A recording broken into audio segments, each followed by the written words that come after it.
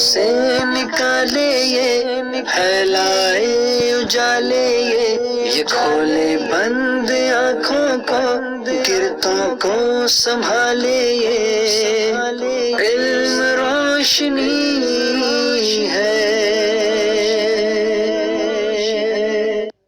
الحمد للہ الذی ابدع الافلاک والارضین والصلاة والسلام علی ما کان نبیا وآدم بین الماء والتین وعلی آلہ واصحابہ اجمعین اما بعد فاعوذ باللہ من الشیطان الرجیم بسم اللہ الرحمن الرحیم۔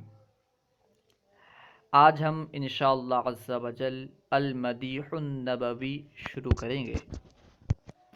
بسم اللہ الرحمن الرحیم۔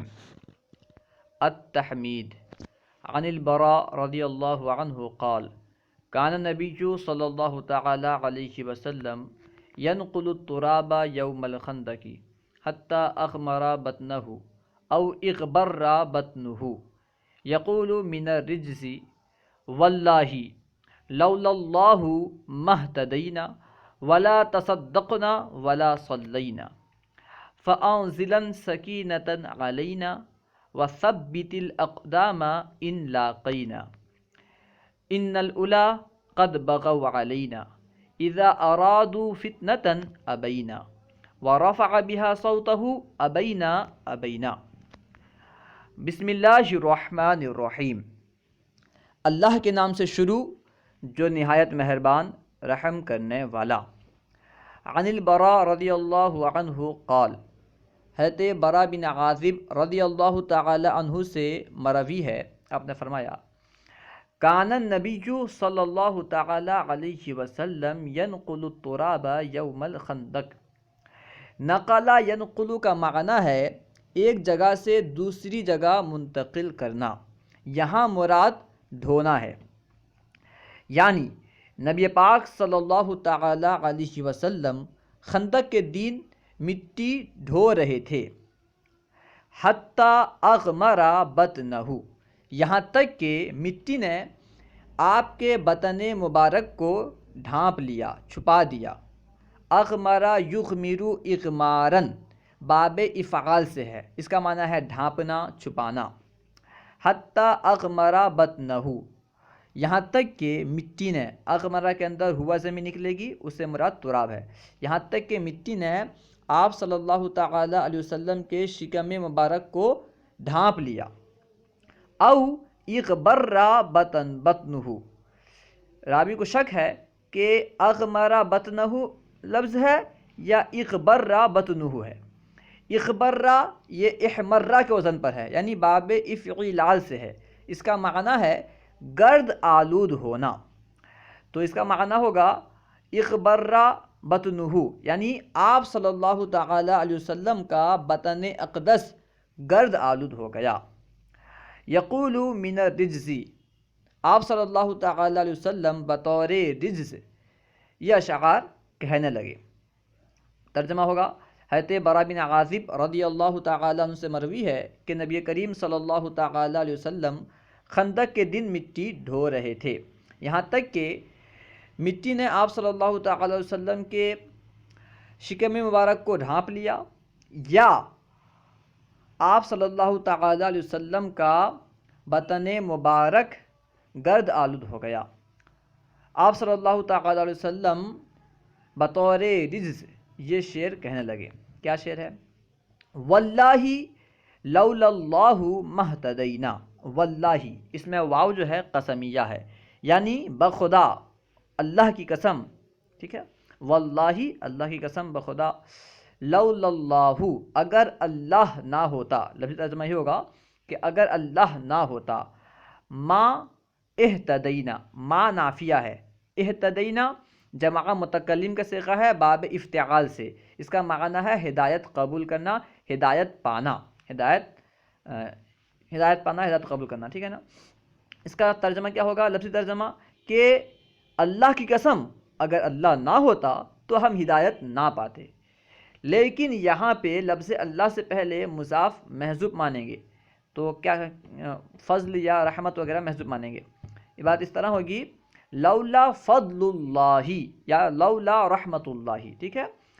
واللہ لولا اللہ مہتدینا، خدا کی قسم اگر اللہ کا فضل نہ ہوتا تو ہم ہدایت نہ پاتے. ولا تصدقنا، یہ باب تفاعل سے ہے، اس کا معنی ہے صدقہ کرنا. ولا تصدقنا، اور نہ ہی ہم صدقہ کرتے. ولا صلینا، اور نہ ہم نماز پڑھتے. صلینا باب تفعیل سے ہے، اس کا معنی ہے نماز ادا کرنا. لولا اللہ واللہ لولا اللہ مہتدینا ولا تصدقنا ولا صلینا، اللہ کی قسم اگر اللہ کا فضل نہ ہوتا تو نہ ہم ہدایت پاتے اور نہ ہم صدقہ کرتے اور نہ ہی نماز پڑھتے. فَأَنزِلَن سَكِينَةً عَلَيْنَا وَثَبِّتِ الْأَقْدَامَ إِن لَاقَيْنَا. فَأَنزِلَن، انزل یہ باب انزل جو ہے باب فعل سے ہے، اس کا معنی ہے اتارنا، نازل کرنا. یہ امر حاضر معروف کا صیغہ ہے. انزل امر حاضر معروف صیغہ واحد مذکر حاضر. ٹھیک ہے. آخر میں جو نون ہے یہ نون تاکید خفیفہ ہے. نون تاکید دو طرح کا ہوتا ہے، ایک ہے خفیفہ، ایک ہے ثقیلہ. خفیفہ ساکن ہوتا ہے اور جو ثقیلہ ہے یہ مشدد ہوتا ہے. فَأَنزِلَن میں جو نون ہے یہ نون خفیفہ ہے. فَأَنزِلَن، تو نازل فرما، تو نازل کر. کیا نازل کر؟ سکینتن. سکینہ کا معنی ہے سکون، اطمینان. تو سکون نازل کر، اطمینان نازل کر. کس پہ؟ علینا، ہم پر. وثبت الاقدام، ثبت باب تفعیل سے ہے، امر کا صیغہ.